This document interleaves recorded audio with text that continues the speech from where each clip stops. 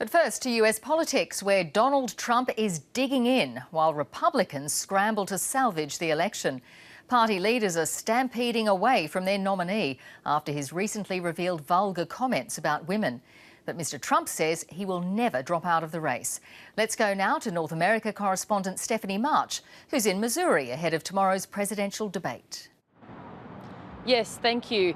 The candidates are expected to arrive here in St. Louis in the next few hours. Donald Trump's campaign is in crisis as he prepares for the critical second presidential debate. It'll be the first time since the scandal hit that he'll be forced to answer questions from the public. And with the election only 4 weeks away, his performance could be a game changer. Defiant and revelling in a show of support. Thank you. Tremendous support. Are you staying in, Mr. Trump? Mr. Trump? Tremendous support. Are you staying in the race? 100%. Few words from Donald Trump today, just him saying there's zero chance he'll quit. Any truth that he's dropping out? No. And Team Trump is in full damage control mode. Is there anything that could happen now that would convince you he should drop out? There is nothing that is going to cause his dropping out. That's a wishful thinking of the Clinton campaign and those people who have opposed him for a long time. He's in the race to win, and he is going to win. Hello, how are you? Hi. Mr. Trump, how nice are you? seeing you. Pleasure to Terrific. meet you. The bombshell for his campaign dropped on Friday with the leak of a 2005 video of the candidate talking about using his celebrity status to grab women's genitals and force himself upon them. Scores of Republicans are horrified and have pulled their support. He's put us in a terrible, terrible position, but I can't look my 15-year-old daughter in the eye and tell her I endorse this person to become the president of the United States. I just can't do it. Even his wife, Melania Trump, was offended. In a statement, she said, "The words my husband used are unacceptable and offensive to me. This doesn't represent the man that I know. He has the heart and mind of a leader. I hope people will accept his apology as I have." Hollywood legend Robert De Niro recorded a scathing attack on Donald Trump before the latest scandal. He's a con, a bullshit artist. It makes me so angry that this country has gotten to this point, that this fool, this bozo, has wound up where he has. The debate is expected to be fiery. Donald Trump says he might bring up Bill Clinton's infidelities, and Hillary Clinton is expected to face some tough questions about the latest email leak. But with the Trump campaign spiralling out of control, it's he who has the most to lose. Stephanie March reporting there from St. Louis. Well, even before this latest crisis, the polls were starting to turn against Donald Trump, and they've turned quickly. Just a week ago, on the morning of the first debate, the Republican candidate was in striking distance of victory. John Barron explains. That's right. Back then, it could barely have been closer. Hillary Clinton on 272 Electoral College votes, Donald Trump on 266. It's 270 to win. Then came that first presidential debate, and Donald Trump did a lot of this. And he did quite a bit of this. Wrong. And in US said women. He also said he was smart not to pay income tax. Clinton was declared the winner and the polls swung back in her favour. So we can put Florida, North Carolina and Nevada back into Hillary Clinton's column now. That gives her 322 Electoral College votes to Trump's 216. And remember, that's before any of the Trump tape scandal has been factored into the polls. It might be another 48 hours until we know what impact that's likely to have. And a little later in the program, we'll return to Missouri and take a look at the crucial African-American vote. I'm Zoe Daniel in St. Louis, where the Black Lives Matter movement took off after the Ferguson riots. But as Barack Obama prepares to leave office, little has changed. Coming up, the African-American campaign for criminal justice as the country chooses a new president.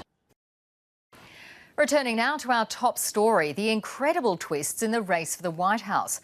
The second US presidential debate will be held in St. Louis tomorrow. Nearby, in the city of Ferguson, tensions are still high, more than 2 years after police killed an unarmed teenager, sparking riots. How Hillary Clinton and Donald Trump address the issues of race and policing could help secure the crucial African American vote. North America correspondent Zoe Daniel has more from Ferguson. Another day, another dead American. This time, a police officer shot in the line of duty while out on the beat in St. Louis. Once again, community and authority are in conflict in a city that's seen more than its share of clashes.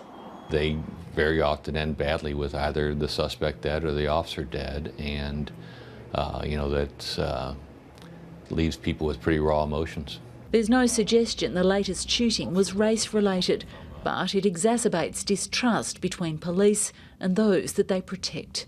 Yeah, we're driving through Canfield where the shooting took place. Here, that relationship is particularly fragile.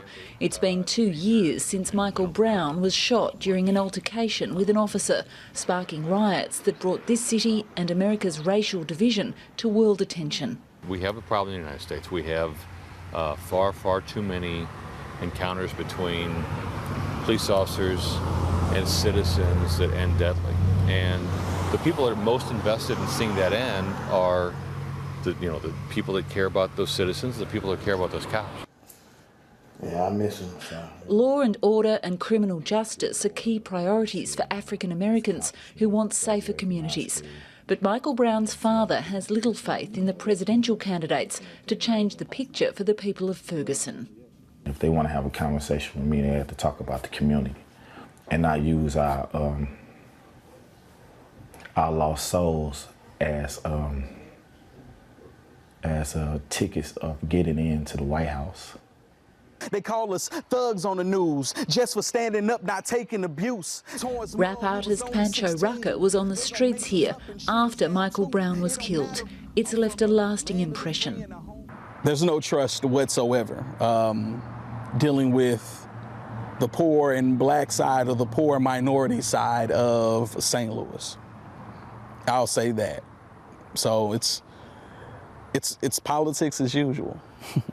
Polls show that up to 90% of African Americans think that Donald Trump is racist. But while the Democrats would normally expect the community's vote, here in places like Ferguson, there's frustration with lack of progress under Barack Obama, and Hillary Clinton struggles with trust issues. Getting African Americans out to vote on election day remains crucial. They are going to vote. Ella Jones was elected after the riots, the first ever African-American woman to sit on the Ferguson Council. She's a Democrat, but she says Hillary Clinton needs to get results with education and jobs to keep the black vote. Yes, we're going to vote for Clinton, but these are the things that we need you to do while you are up there. Those who were on the streets on those dark nights after Michael Brown's death, though, won't easily have their faith restored by any president. It's like we're picking death by fire or death by gunshot. We're going to die either way. That's how I feel. It don't matter really how old you be. They going to shoot us down like dogs in the street. And with that, there's still sadness and anger on the streets. Zoe Daniel, ABC News, St. Louis. And we'll have full coverage of that crucial second debate tomorrow, live from St. Louis, Missouri. That's from 11:30 a.m. on ABC News 24.